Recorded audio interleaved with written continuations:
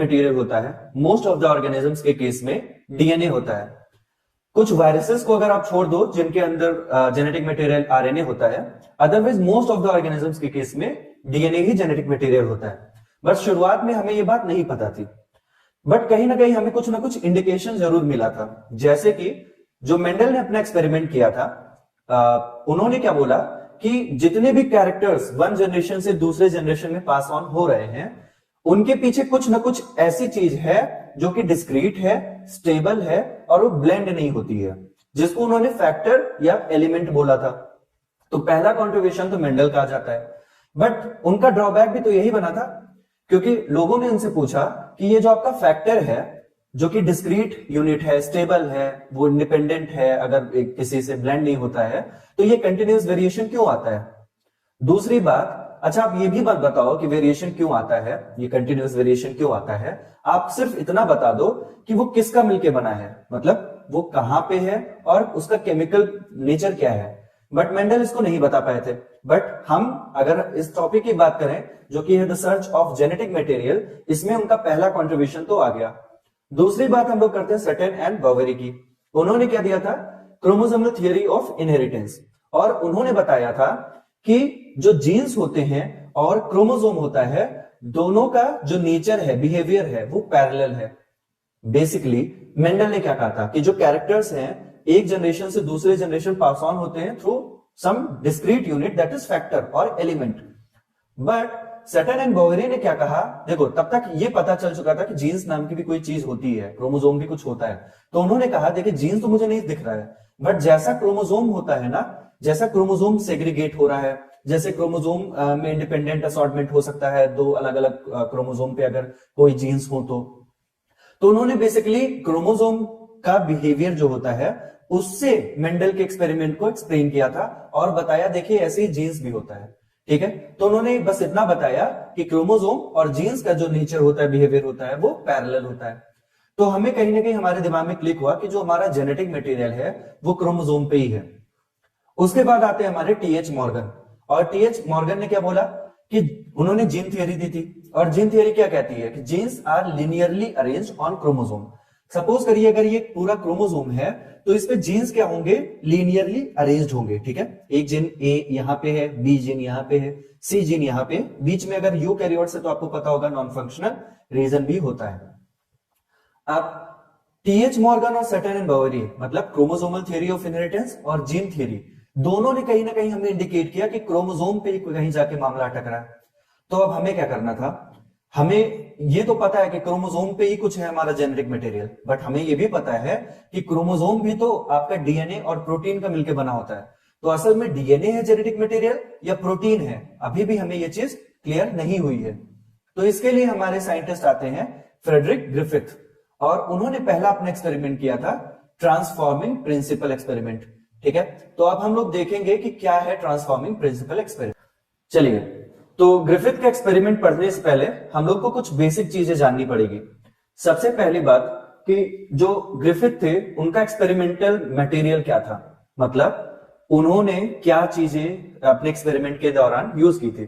तो देखिए, एक तो उन्होंने माइस लिया था, दूसरा उस पे उन्होंने इंफेक्शन कराया था और उस बैक्टीरिया का नाम था डिप्लोकोकस निमोनी, या फिर आप स्ट्रेप्टोकोकस निमोनी, या फिर आप न्यूमोकोकस निमोनी बोल सकते हो।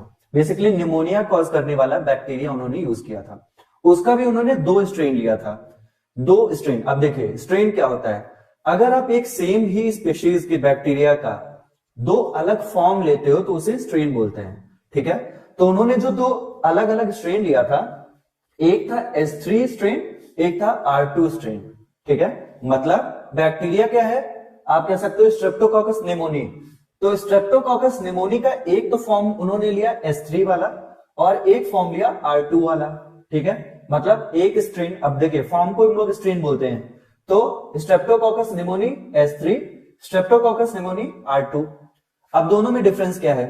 आपको पता होगा कि बैक्टीरिया में क्या होता है, बैक्टीरिया में एक होगा आपका सेल मेम्ब्रेन जो सब सेल के अंदर होता है, इवन हमारे यूकैरियोटिक सेल के अंदर भी सेल मेम्ब्रेन होगा। सेल मेम्ब्रेन के बाद बैक्टीरियाज में क्या होता है? Cell wall. चलिए, इनके पास सेल वॉल भी है। ठीक है, दूसरी बात, जो S3 स्ट्रेन है उसके पास क्या होता है, कैप्सूल होता है, ठीक है। आपको ग्लाइकोकैलिक्स पता होगा, ठीक है। ग्लाइकोकैलिक्स जो होता है वो बैक्टीरियाज में प्रेजेंट होता है, और जो आपका ग्लाइकोकैलिक्स होता है वो या तो स्लाइम मतलब लेयर की तरह हो सकता है या फिर कैप्सुलेटेड हो सकता है। बेसिकली आप इतना समझो कि ये जो ग्लाइकोकैलिक्स है ये इंफेक्शियस मतलब किसी बैक्टीरिया को वायरुलेंट करने में हेल्प करता है, ठीक है। मतलब अगर ये ग्लाइकोकैलिक्स की लेयर किसी के अंदर आ गई तो उसे क्या देगी, एक्स्ट्रा प्रोटेक्शन। और बैक्टीरिया का काम क्या है, अगर ये हार्मफुल बैक्टीरिया है तो ये हार्म पहुंचाएगा। तो अगर इसको एक एक्स्ट्रा प्रोटेक्शन मेम्ब्रेन के थ्रू दे दी गई जो कि कैप्सूल है ग्लाइकोकैलिक्स में भी, तो उससे क्या हो जाएगा, वो बैक्टीरिया और ज्यादा वायरुलेंट हो जाएगा। तो अब मैं बोल रहा हूं कि ये जो S3 वाला स्ट्रेप्टोकोकस निमोनी S3 वाला है उसके अंदर ग्लाइकोकैलिक्स भी है, जबकि जो आपका R2 वाला है स्ट्रेप्टोकोकस निमोनी R2 स्ट्रेन उसके अंदर सेल मेम्ब्रेन सेल वॉल है बट ग्लाइकोकैलिक्स की लेयर नहीं है। तो आप खुद बताओ कि अगर R2 के पास ग्लाइकोकैलिक्स की लेयर नहीं है तो क्या ये वायरुलेंट होगा, नहीं होगा, ठीक है। तो ये बात क्या आपको समझ में आ गई है। अब आखिरी चीज मुझे बताना है, क्योंकि इस एक्सपेरिमेंट का ही नाम है ट्रांसफॉर्मिंग प्रिंसिपल। तो आपको पता होगा कि बैक्टीरिया क्या करता है, अगर आप उसे किसी मीडियम में डाल दो तो अगर उसको उस मीडियम में आप डीएनए दे दोगे तो वो डीएनए का अपटेक कर लेता है, ठीक है। मतलब फॉरेन डीएनए को वो अपने अंदर ले सकता है, ठीक है। मतलब अगर मैं आपको यहां पे समझाऊं कि एक बैक्टीरिया था और यहां पे आपका कोई डीएनए है, तो इस डीएनए को ये अपने अंदर ले सकता है। ये इस प्रोसेस को हम लोग ट्रांसफॉर्मेशन बोलते हैं, जो कि आपको पता होगा। तो ये तीन चीजें मैंने आपको क्लियर की कि ट्रांसफॉर्मिंग प्रिंसिपल जो एक्सपेरिमेंट है जो कि ग्रिफिथ ने किया था, इसमें इन्होंने जो एक तो माइस के अंदर इन्फेक्शन कराएंगे और जिस बैक्टीरिया का इन्फेक्शन कराएंगे उसका दो स्ट्रेन इन्होंने सेलेक्ट किया है, S3 स्ट्रेन और R2 स्ट्रेन। S3 स्ट्रेन जो है वो वायरुलेंट है क्योंकि उसके पास एक एक्स्ट्रा लेयर भी है apart from cell membrane and cell wall, the outer most covering is glycocalyx, और वो भी कैप्सुलेटेड है, जिसकी वजह से ये वाला स्ट्रेन आपका कैसा हो जाता है, वायरुलेंट हो जाता है। मतलब अगर ये माइस के अंदर जाएगा तो इन्फेक्शन कॉज करेगा, उसे निमोनिया करा देगा। ये जो स्ट्रेन है R2 स्ट्रेन है, इसके पास सेल मेम्ब्रेन सेल वॉल है बट ग्लाइकोकैलिक्स की लेयर नहीं है, एक्स्ट्रा प्रोटेक्शन इसे नहीं है।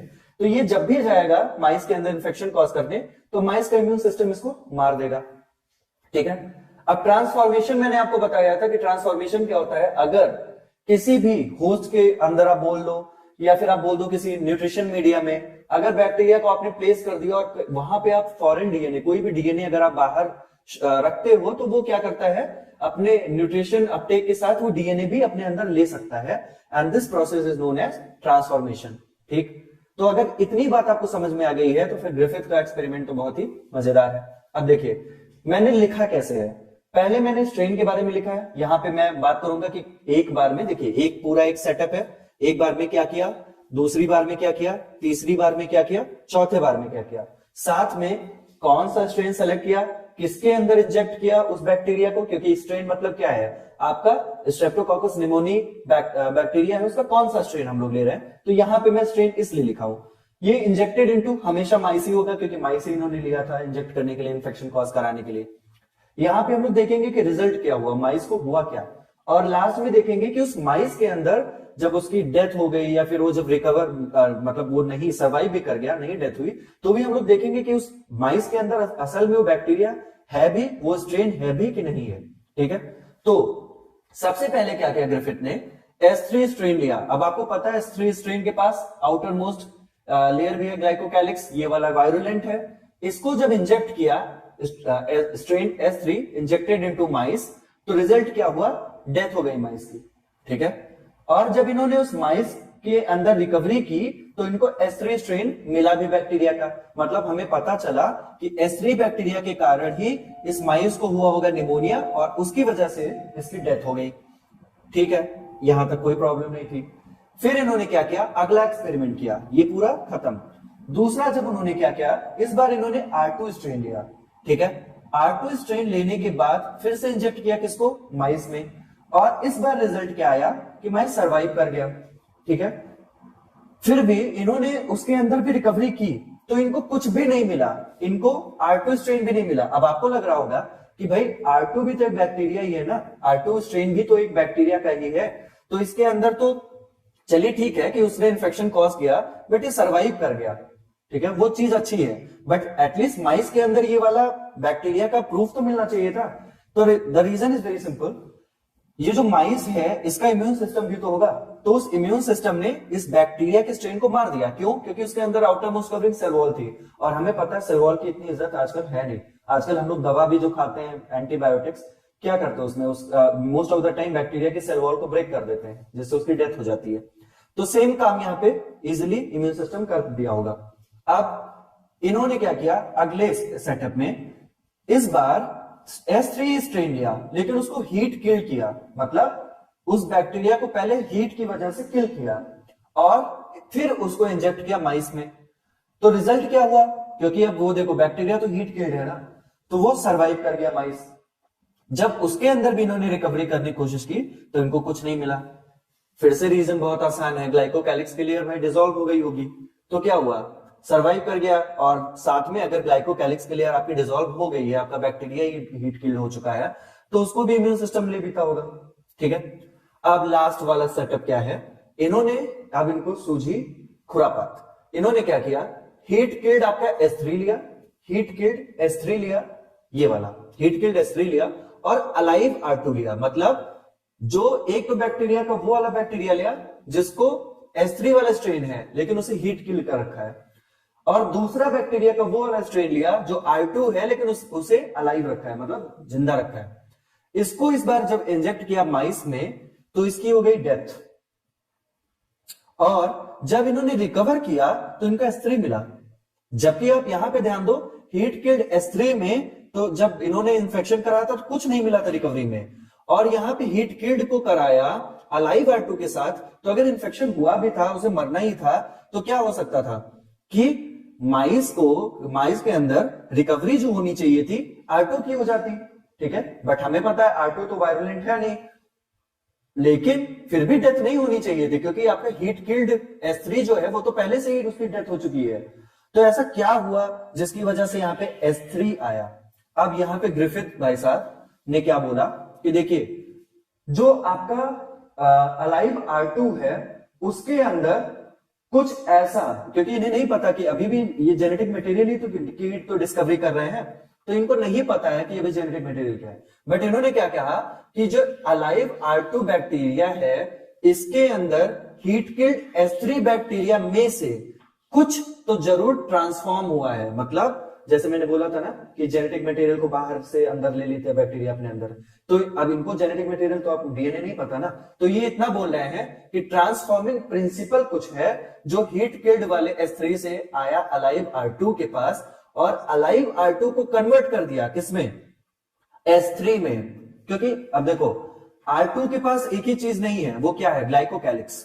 अगर ग्लाइकोकैलिक्स R2 के पास आ जाए तो वो भी वायरुलेंट हो जाएगा। तो अगर S3 का, आप खुद सोचो, हालांकि ये ग्रिफिथ ने नहीं बताया था बट मैं बता रहा हूं आपको कि हीट किल्ड S3 के पास भी तो डीएनए है, और डीएनए आपको पता है मैक्सिमम हीट किल्ड करने पे डीनेचर हुआ होगा।